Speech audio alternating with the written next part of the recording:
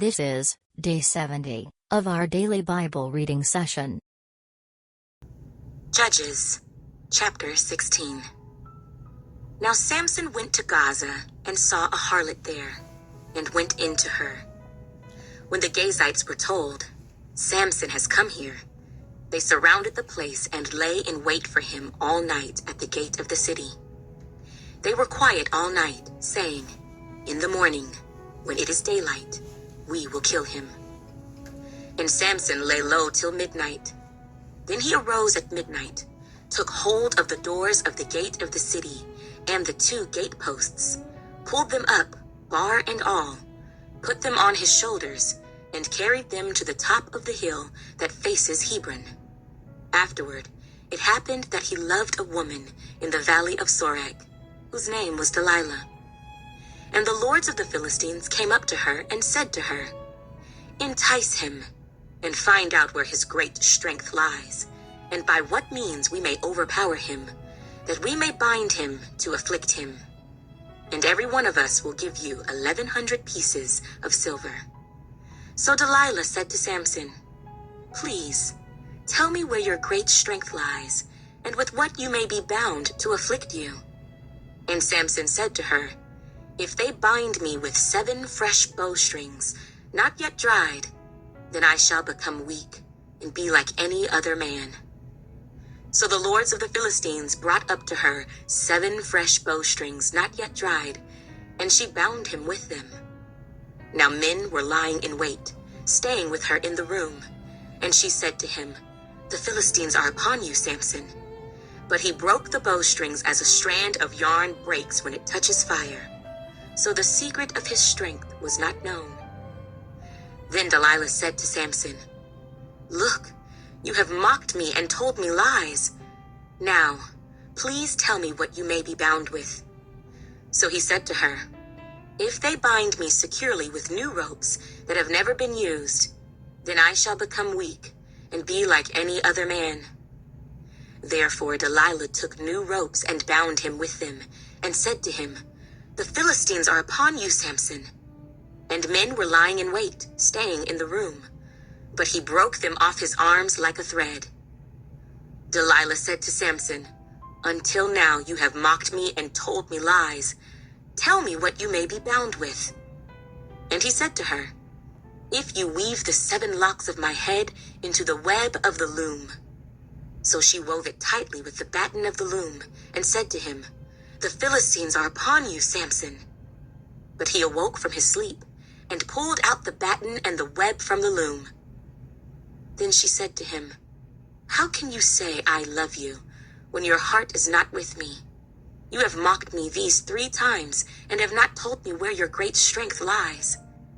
And it came to pass, when she pestered him daily with her words, and pressed him, so that his soul was vexed to death, that he told her all his heart, and said to her, "No razor has ever come upon my head, for I have been a Nazirite to God from my mother's womb. If I am shaven, then my strength will leave me, and I shall become weak and be like any other man." When Delilah saw that he had told her all his heart, she sent and called for the lords of the Philistines, saying, "Come up once more, for he has told me all his heart." So the lords of the Philistines came up to her, and brought the money in their hand. Then she lulled him to sleep on her knees, and called for a man, and had him shave off the 7 locks of his head. Then she began to torment him, and his strength left him. And she said, "The Philistines are upon you, Samson." So he awoke from his sleep and said, "I will go out as before, at other times, and shake myself free." But he did not know that the Lord had departed from him. Then the Philistines took him, and put out his eyes, and brought him down to Gaza. They bound him with bronze fetters, and he became a grinder in the prison. However, the hair of his head began to grow again after it had been shaven. Now the lords of the Philistines gathered together to offer a great sacrifice to Dagon, their god, and to rejoice. And they said, "Our God has delivered into our hands Samson, our enemy." When the people saw him, they praised their God, for they said, "Our God has delivered into our hands our enemy, the destroyer of our land, and the one who multiplied our dead." So it happened, when their hearts were merry, that they said, "Call for Samson, that he may perform for us." So they called for Samson from the prison, and he performed for them. And they stationed him between the pillars. Then Samson said to the lad who held him by the hand, "Let me feel the pillars which support the temple, so that I can lean on them." Now the temple was full of men and women. All the lords of the Philistines were there, about 3,000 men and women on the roof watching while Samson performed. Then Samson called to the Lord, saying, "O Lord God, remember me, I pray. Strengthen me, I pray, just this once, O God, that I may with one blow take vengeance on the Philistines for my 2 eyes." And Samson took hold of the 2 middle pillars which supported the temple, and he braced himself against them, one on his right and the other on his left. Then Samson said, "Let me die with the Philistines." And he pushed with all his might, and the temple fell on the lords and all the people who were in it. So the dead that he killed at his death were more than he had killed in his life. And his brothers and all his father's household came down and took him, and brought him up, and buried him between Zorah and Eshtaol in the tomb of his father Manoah. He had judged Israel 20 years. Judges, chapter 17. Now there was a man from the mountains of Ephraim, whose name was Micah. And he said to his mother, "The 1,100 shekels of silver that were taken from you, and on which you put a curse, even saying it in my ears, here is the silver with me. I took it." And his mother said, "May you be blessed by the Lord, my son." So when he had returned the 1,100 shekels of silver to his mother said, "I had wholly dedicated the silver from my hand to the Lord for my son, to make a carved image and a molded image. Now therefore I will return it to you." Thus he returned the silver to his mother. Then his mother took 200 shekels of silver and gave them to the silversmith. And he made it into a carved image and a molded image, and they were in the house of Micah. The man Micah had a shrine, and made an ephod and household idols, and he consecrated one of his sons, who became his priest. In those days there was no king in Israel. Everyone did what was right in his own eyes. Now there was a young man from Bethlehem in Judah, of the family of Judah. He was a Levite, and was staying there. The man departed from the city of Bethlehem in Judah to stay wherever he could find a place. Then he came to the mountains of Ephraim, to the house of Micah, as he journeyed. And Micah said to him, "Where do you come from?" So he said to him, "I am a Levite from Bethlehem in Judah, and I am on my way to find a place to stay." Micah said to him, "Dwell with me, and be a father and a priest to me, and I will give you 10 shekels of silver per year, a suit of clothes, and your sustenance." So the Levite went in. Then the Levite was content to dwell with the man, and the young man became like one of his sons to him. So Micah consecrated the Levite, and the young man became his priest, and lived in the house of Micah.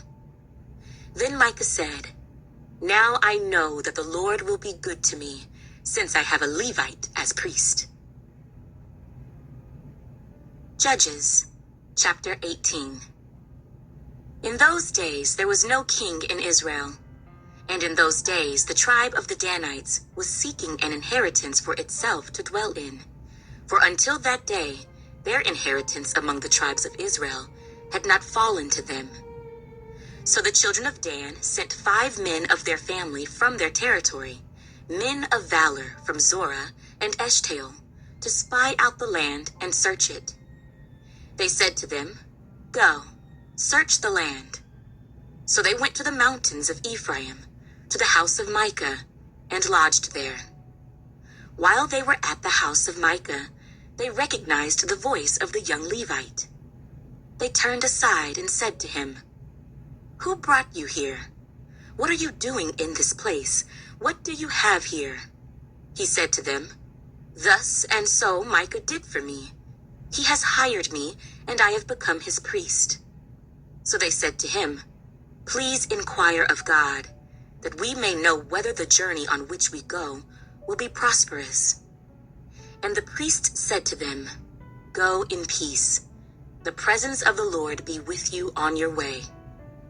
So the 5 men departed and went to Laish. They saw the people who were there, how they dwelt safely in the manner of the Sidonians, quiet and secure. There were no rulers in the land who might put them to shame for anything. They were far from the Sidonians, and they had no ties with anyone. Then the spies came back to their brethren at Zorah and Eshtaol, and their brethren said to them, "What is your report?" So they said, "Arise, let us go up against them, for we have seen the land, and indeed it is very good. Would you do nothing? Do not hesitate to go and enter to possess the land. When you go, you will come to a secure people and a large land, for God has given it into your hands, a place where there is no lack of anything that is on the earth." And 600 men of the family of the Danites went from there, from Zorah and Eshtaol, armed with weapons of war. Then they went up and encamped in Kirjath-jearim in Judah.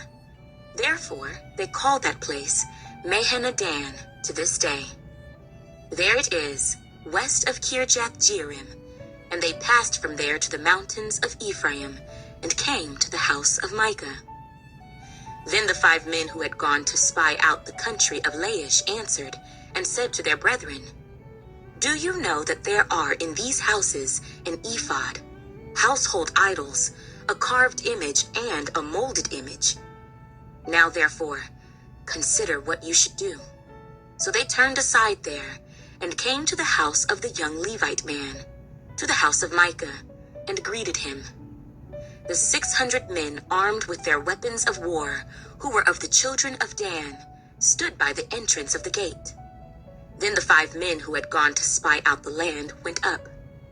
Entering there, they took the carved image, the ephod, the household idols, and the molded image. The priest stood at the entrance of the gate with the 600 men who were armed with weapons of war. When these went into Micah's house and took the carved image, the ephod, the household idols, and the molded image, the priest said to them, "What are you doing?" And they said to him, "Be quiet. Put your hand over your mouth and come with us.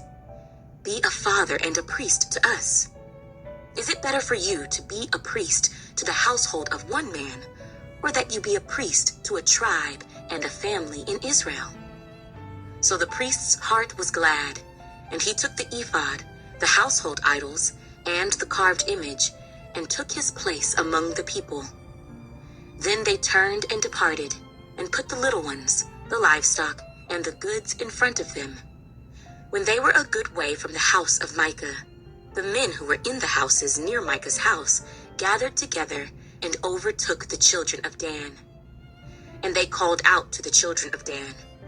So they turned around and said to Micah, "What ails you, that you have gathered such a company?" So he said, "You have taken away my gods which I made, and the priest, and you have gone away. Now what more do I have? How can you say to me, 'What ails you?'" And the children of Dan said to him, "Do not let your voice be heard among us, lest angry men fall upon you, and you lose your life, with the lives of your household." Then the children of Dan went their way, and when Micah saw that they were too strong for him, he turned and went back to his house. So they took the things Micah had made, and the priest who had belonged to him, and went to Laish, to a people quiet and secure, and they struck them with the edge of the sword, and burned the city with fire. There was no deliverer, because it was far from Sidon, and they had no ties with anyone. It was in the valley that belongs to Beth Rehob. So they rebuilt the city and dwelt there. And they called the name of the city Dan, after the name of Dan their father, who was born to Israel. However, the name of the city formerly was Laish. Then the children of Dan set up for themselves the carved image, and Jonathan, the son of Gershom, the son of Manasseh, and his sons were priests to the tribe of Dan until the day of the captivity of the land. So they set up for themselves Micah's carved image, which he made, all the time that the house of God was in Shiloh.